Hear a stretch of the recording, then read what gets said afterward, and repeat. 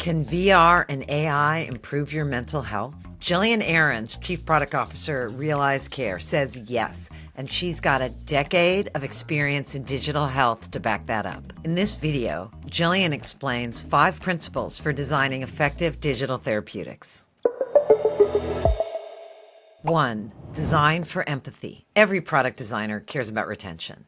In the medical world, this is called adherence, and Jillian believes that the key to driving this is to create an emotional connection with the patient. I personally have found that it's a deep level of empathy and, again, creating this space where there isn't any judgment.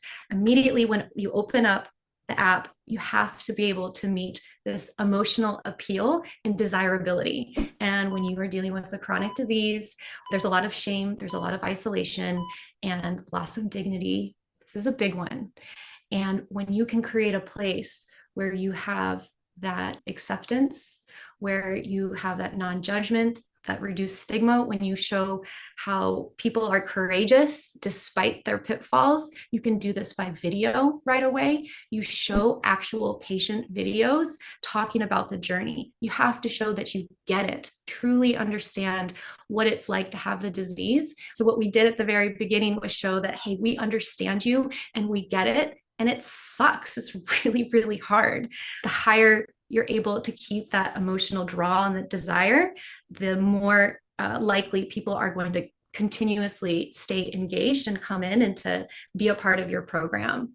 2. Amplify positive emotions. One of the most powerful things that digital therapeutics can do is to amplify positive emotions. And feeling happy isn't just a nice bonus. It can dramatically amplify the effect of other therapies. When people live with depression, they still feel positive moments. They experience them less frequently. And so we found that it's really important to highlight and reinforce these really reassuring moments and situations. This approach in positive psychology encouraged the acceptance of the past, and patients felt a greater contentment of the present and this increased hope and excitement for the future.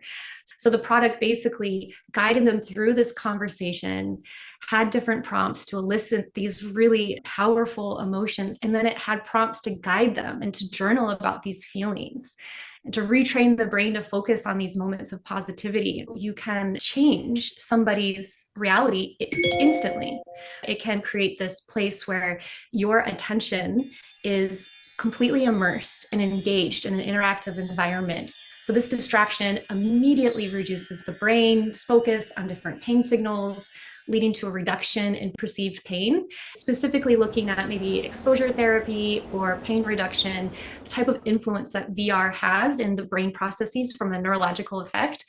You can't compare it. The sensory inputs are very, very different, what this device can do versus a smartphone. 3. Understand your patient. To design for empathy, you need to deeply understand your patient and be able to walk in their shoes and see the world through their eyes. Understand the medical perspective, understand the condition, understand all of the behavioral aspects to the condition. You are literally creating the behavioral change, the new way that somebody is going to engage with the product and then change what it looks like for what they're going through of this chronic illness or disease. Be feverishly passionate and invested in understanding your users. And the only way you can do that is by talking to them all the time. And this will change your product. It'll change the features potentially that you involve in the product, and it'll change the voice and tone in which the product has, and then the way that you think about driving insights and value for patients as well. 4. Design for the unhappy path. Empathetic design doesn't just mean driving your users towards success. It also means providing a safety net when your users fall off the wagon. Design for the unhappy path, where if you're able to understand that life is messy and it's really important to be able to have somebody come into this space and know that, hey, I may not have returned over and over again, but I am getting celebrated for showing up, not my streaks. And when we were able to do this, it drastically changed engagement and people feeling like this is a space that they want to be in. 5. Designing digital therapeutics is a team sport. To design effective digital therapeutics, you need to work well with your whole team, which includes scientists, healthcare providers, and technologists, all collaborating toward the same goal. You have many different customers when you have a behavioral health product. So it's really important to make sure that you have that therapeutic alliance that the digital therapeutic helps promote, meaning it's not just an isolated tool that a patient uses, that there is a provider there, and the provider needs to have the right type of feedback. Value to the patient is value to the provider. And so if the patient finds this valuable, they're going to engage and they're going to use it and they're going to, change their behaviors. You start to realize the criticality of the design role alongside with it, that scientific role as well. It is absolutely imperative as a product and design leader to facilitate that allyship. And without it, I don't think you can truly have this really great product experience.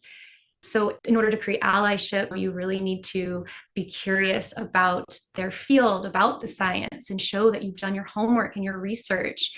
And yes, when you present an idea, sometimes a lot of flaws will get pointed out that maybe it is not grounded in XYZ. I've been there. And I think it's just taking it with a grain of salt and saying, tell me more, and being curious. It's the same with your users. You do user testing, you make your prototype, you think that it's unflawed, and then you go into testing and you need to change your perspective of, I know this is flawed, but I know that I have a lot to learn and that their perspective is really valuable. How do I bring this in and make them feel heard and like I'm actually applying it? And sometimes a lot of concessions are going to have to be made, but you never know when you can explain the experience and the intent behind it. I have also led them to make a lot of rethought about their stance as well. Digital therapeutics is an exciting and fast-growing area of medicine that's already starting to provide effective therapies for PTSD, pain management, and substance use disorder. And one key to making this work is to build trust with your users by showing them you understand their situation and context. Did you enjoy this? Give us a like so we know to make more content like this. We'll be publishing more videos on digital therapeutics soon, so make sure to subscribe so you can stay up to date. And if you'd like to hear my full interview with Jillian, watch this video next.